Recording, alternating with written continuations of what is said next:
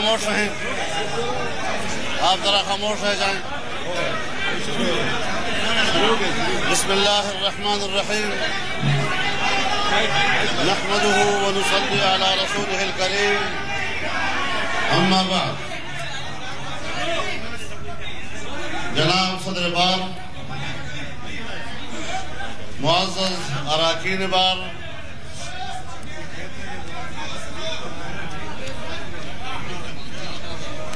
ہمارے لیے یہ ایک اعزاز ہے کہ آج ہم پاکستان کے سب سے بڑے شہر کی سب سے بڑی بار کے ساتھ مجلس آرا ہیں۔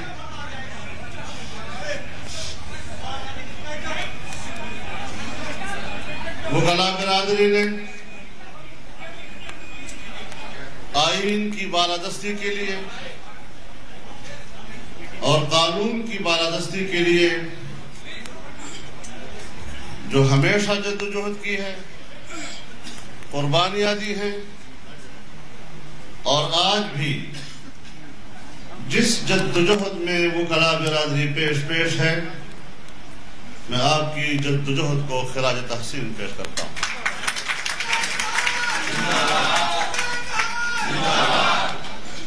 لیکن میں ایک گزارش کروں گا،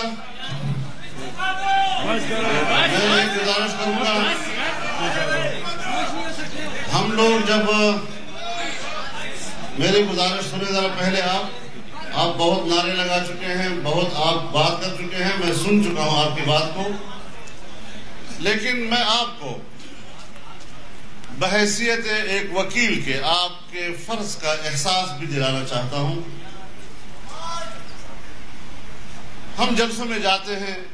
عوامی جلسوں میں جاتے ہیں، جلوسوں میں شریک ہوتے ہیں، نعرے بازیاں ہوتی ہیں، ہنگامہ خیزی ہوتی ہے، لیکن وکلاء کے فورم کو ہم ہمیشہ ایک سنجیدہ فورم تصور کرتے ہیں، اور ہم ہمیشہ یہ توقع رکھتے ہیں کہ یہ ایک پڑھا لکھا فورم جو ہماری رہنمائی بھی کر سکتا ہے اور دلائل کی بنیاد پر ہماری بات بھی سن سکتا ہے۔ ہمیں یہ بھی توقع ہوتی ہے کہ ہماری گفتگو سنجیدگی سے سنی جاتی ہے۔ آپ حضرات ہی نے کل جج بھی بننا ہے، اور بحیثیت جج کے آپ نے ایک منصف کا کردار بھی آپ ہی نے ادا کرنا ہے۔ کیا آپ کا یہ پیشہ، کیا آپ کا یہ فرض منصبی، آپ کا یہ مقام و منصب آپ کو یہ تعلیم دیتا ہے، اس بات کی اجازت دیتا ہے کہ اگر آپ کل جج ہوں تو بغیر سنے ہوئے آپ پہلے سے فیصلے دیتے رہیں، اور آپ کسی کو مجرم کہیں اور کسی کو آپ جرم سے آزاد کر دیں؟ یہ آپ کا پیشہ نہیں ہے۔ آپ کا پیشہ سنجیدگی کا ہے۔ آپ کا پیشہ یہ ہے کہ دوسرے کو پہلے سنیں، اور یہ مہمانداری کا طریقہ بھی نہیں ہے کہ آپ ایک مہمان کو بلاتے ہیں، پھر اس مہمان پر آوازیں کستے ہیں، پھر آپ آواز کہتے ہیں، پہلے فیصلہ سناتے ہیں۔ آپ نے تو ابھی تک چودھری افتخار صاحب، جس کے اس مضبوط موقف پر میں ان کو خراج تحسین ہی نہیں، میں ملک بھر میں ان کے ساتھ یکجہتی کا مظاہرہ کر رہا ہوں، لیکن آج تک میں نے آپ کی صفوں سے یہ نہیں سنا کہ پی سی او پر حلف اٹھا کر ابھی تک آئین کا حلف نہ اٹھانے والا جج بھی معافی مانگے۔ میں نے کبھی آپ کی صفوں سے نہیں سنا کہ ہمارے عدالت عظمیٰ نے مارشل لا کو کیوں نظریہ ضرورت کے تحت جواز فراہم کیا اور اس کو تحفظ فراہم کیا۔ یہ بحث کی باتیں ہیں، اور میں آپ کو ایک بات بتا دوں، وکلاء حضرات، قانون اور آئین کے ماہر آپ ہیں، ہم یقیناً آپ سے رائے بھی لیں گے، مشورہ بھی لیں گے، لیکن جس طرح آپ کو اپنے کیس پر کمانڈ ہوتا ہے اور آپ اپنے موکل سے کہتے ہیں کہ کل انشاءاللہ میں آپ کا کیس جیت کراؤں گا، میں بھی ایک سیاسی کارکن ہوں اور ایک ذمہ دار کی حیثیت سے اپنے کیس پر پورا کمانڈ رکھتا ہوں۔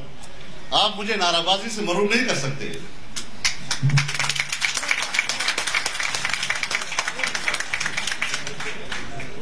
تفصیل میں آج نہیں چاہتا، کیونکہ مسئلہ جو ملک کی سیاست کے تقاضے ہیں اس میں کسی متنازع موضوع کو چھیڑنا اور کسی سیاسی پارٹی کو آپ ایک دفاعی پوزیشن میں لائیں، اگر متحدہ مجلس عمل جو اس وقت پاکستان کی اپوزیشن کی ایک سب سے بڑی قوت ہے،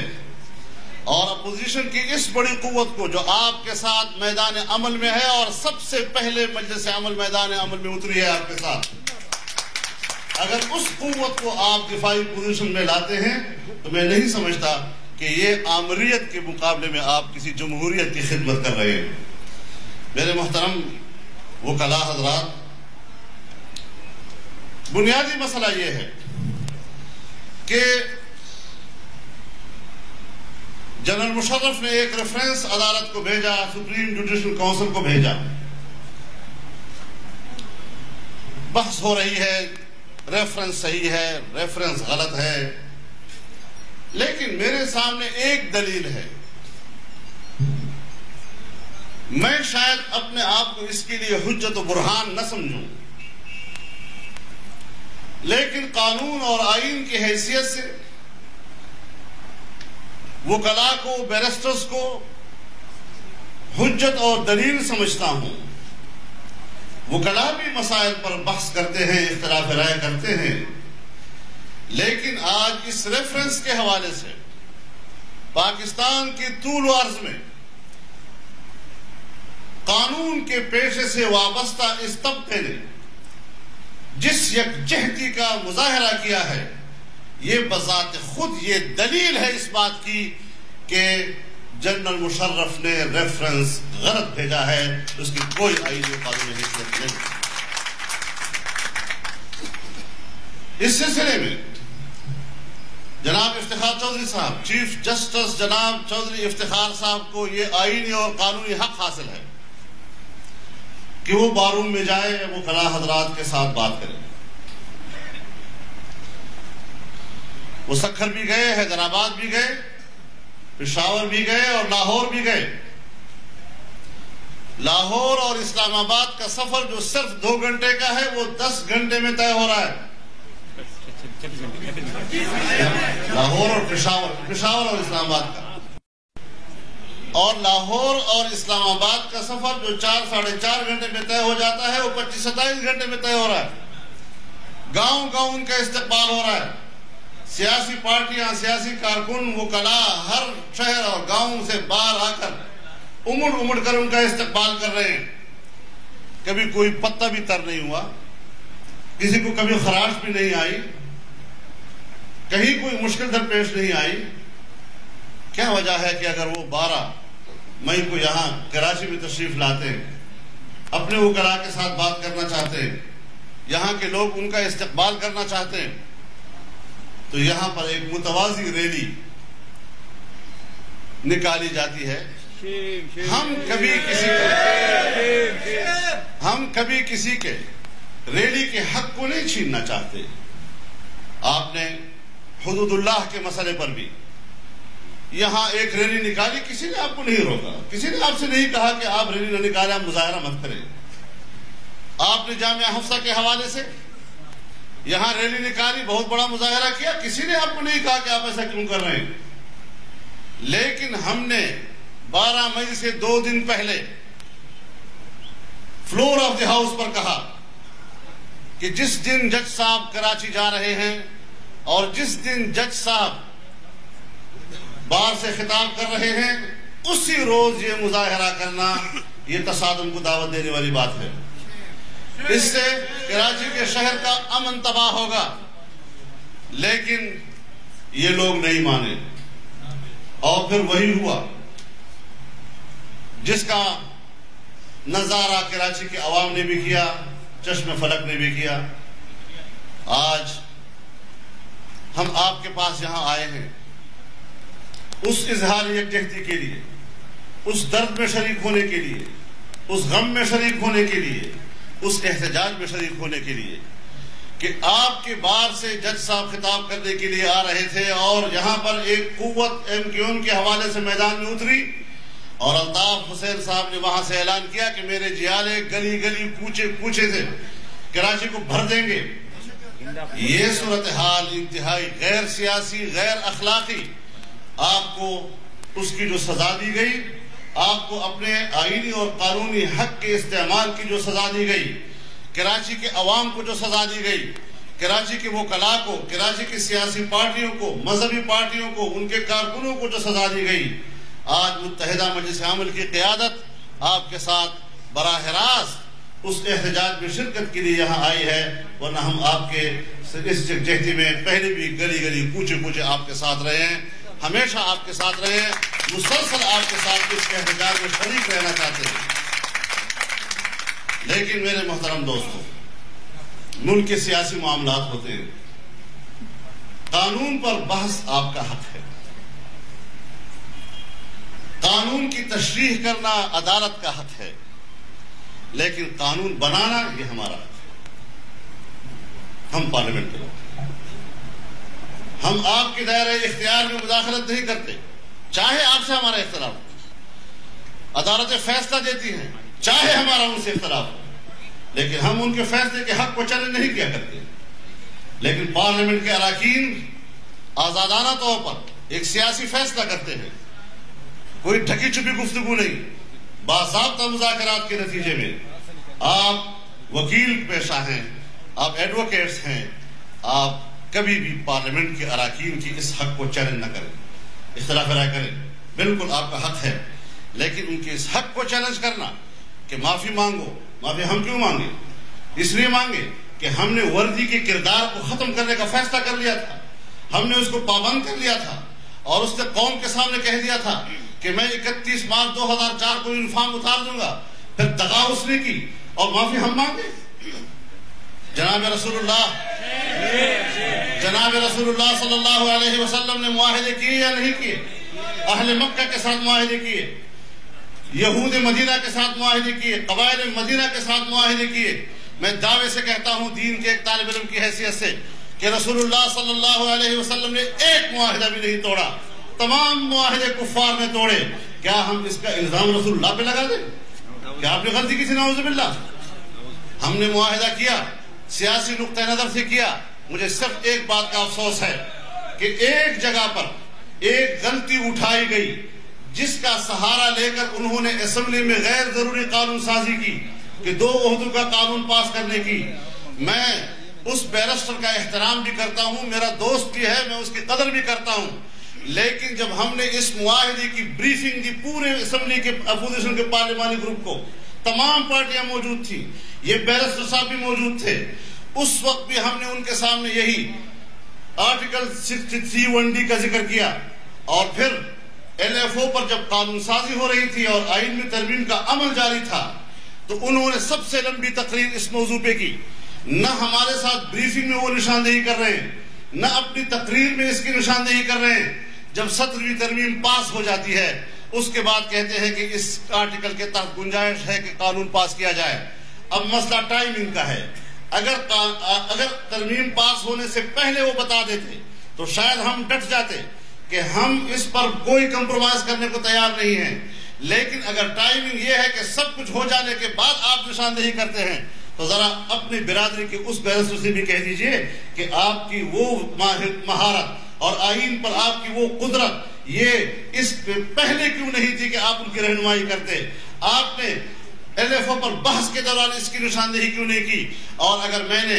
LFO کے 7 شقوں کو ووٹ دیا ہے اور میں اس کا مجرم ہوں تو یہی حضرات جو ہم سے استعفے کی بات کرتے ہیں اسمبلی کے اندر، انہی حضرات نے 2 شقوں کو ہمارے ساتھ ووٹ کیا ہے۔ یہ کیسے کہہ سکتے ہیں کہ LFO کے ترمیم میں ہمارا حصہ نہیں تھا؟ کیسے کہہ سکتے ہیں؟ ووٹ کیا ہے ہمارے ساتھ انہوں نے۔ تو یہ ایک نظری معاملہ ہے، نظری معاملات میں اختلاف نظر ہو سکتا ہے، ایک سوچ ہو سکتی ہے کسی کی، اور جنرل مشرف کہتا ہے کہ جی MMA والوں نے معاہدے کی خلاف ورزی کی تو میں نے بھی کی۔ میں ٹیلی ویژن پر ان کو مناظرے کی دعوت دیتا ہوں، آئے اور وہ ثابت کرے ہمارے اوپر کہ ہم نے معاہدے کی خلاف ورزی کی ہے یا آپ نے معاہدے کی خلاف ورزی کی ہے، تم نے قوم سے دغا کی ہے۔ اور ظاہر ہے جس طرح آج ہماری عدالت عظمیٰ اور عدالت عظمیٰ کا چیف جسٹس وہ عدالت عظمیٰ کی ماضی کے کردار پر اپنے کردار کی وجہ سے اس کا کفارہ ادا کر رہے ہیں، متحدہ مجلس عمل بھی اگر کوئی نقصان ہوا ہے تو اسی ایک آمر کے مقابلے میں اپنا کفارہ ادا کر رہی ہے، میدان عمل میں ہے، جدوجہد میں ہے ہم لوگ۔ اور پھر آپ نے بات کی بلوچستان اسمبلی سے نکلنے کی۔ ہم آج بھی بلوچستان اسمبلی کی اس موجودہ اتحاد سے نکلنے کے لیے تیار ہیں، لیکن اپوزیشن کو آمادہ کرو تاکہ ہمارے ساتھ مل کر وہاں حکومت بنائے۔ ہم وزیر اعلیٰ کے طلبگار بھی نہیں ہوں گے۔ اپوزیشن کی جس پارٹی کو وزیر اعلیٰ کا منصب چاہیے ہم ان کو دینے کو تیار ہیں، تاکہ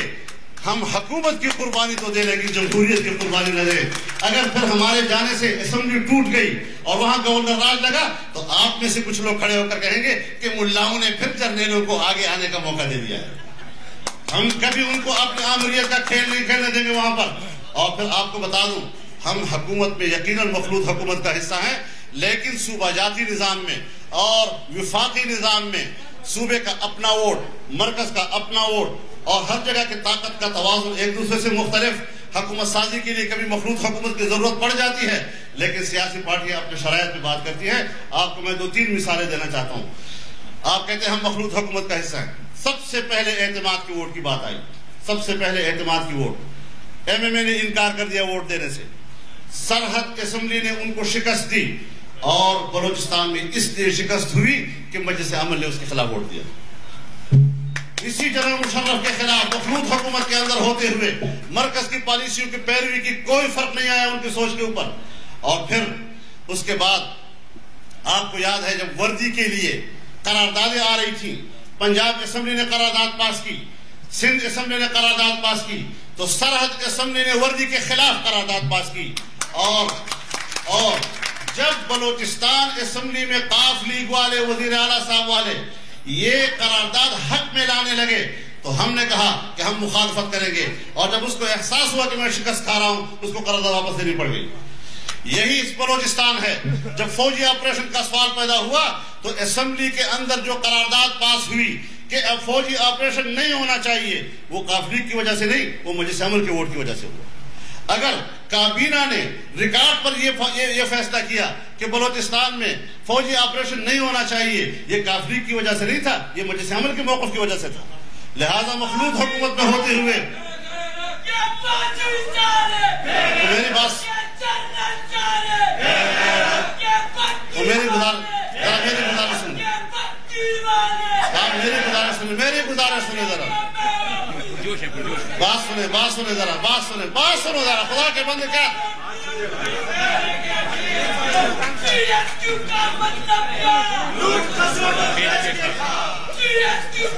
آپ میری بات تو سنیں، میں بات کر رہا ہوں، تدریس کر رہا ہوں۔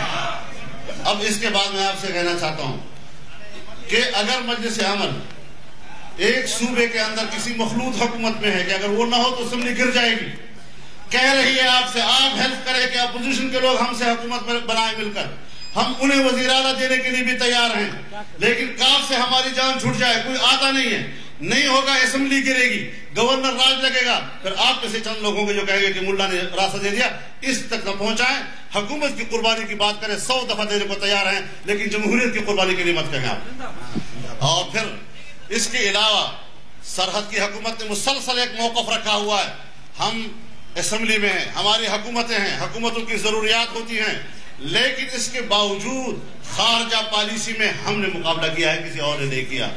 ہماری محترمہ فرماتی ہیں کہ خارجہ پالیسی ٹھیک ہے، عالمی اتحاد کا حصہ ہونا ٹھیک ہے، دہشت گردی کے خلاف جنگ ٹھیک ہے، مذہبی انتہا پسندی کے لیے مشرف کی پالیسی ٹھیک ہے، لیکن وہ امریکہ کا وہ تقاضا پورا نہیں کر سکتا جو اگر میں آؤں گی اور میں کر سکوں گی۔